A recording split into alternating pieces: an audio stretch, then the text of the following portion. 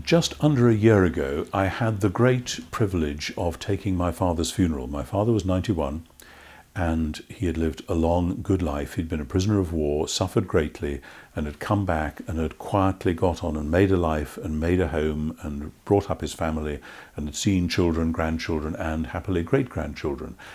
And to be honest, if I didn't believe in the resurrection, the funeral would have meant one thing for me. Because I do believe in the resurrection, the funeral meant something totally and utterly different. And though, of course, it was hugely sad to be saying goodbye to my great father, who I'm really grateful for, I have a sense of saying good night and see you in the morning. And I don't know when the morning will be, but one of the great joys of my life latterly was that, though my dad was a businessman, he didn't read too much during his working life. When he retired was about the same time that I started writing theology, and so did one of my brothers, actually. And Dad read everything that my brother and I wrote, and particularly he read all my stuff about the resurrection, including that great big green book on the resurrection. And he did say that actually he started to enjoy it about page 600, which is where the story really kicks in.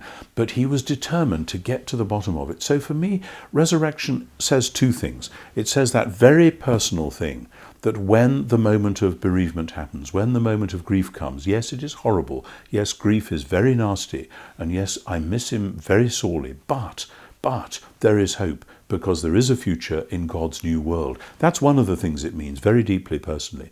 The other thing that it means is that as I look back through human history, the great turning point in human history, the moment when everything changed, was when Jesus came out of the tomb on Easter morning. We live in a world which fools itself that the great turning point in history came in Europe and America in the 18th century, when we had what was called the Enlightenment, and with our new ideas and our new science and our new democracies, etc., we were actually going to solve the problems of the world.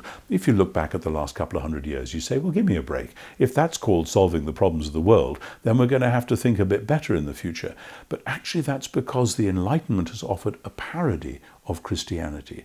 The Enlightenment, therefore, wants to rubbish the resurrection, because if the resurrection happened, it means that that was the great turning point of history, not Europe in the 18th century. And so the agenda for Christians today, and this I think is very powerful for me right now, is to go back and re-inhabit the truth that God's new world was born, not when certain European thinkers had some bright ideas 200 years ago, but when Jesus came out of the tomb on Easter morning. And as we learn to live out of that belief, out of that event, then that is the way in which God's kingdom is going to come on earth as in heaven.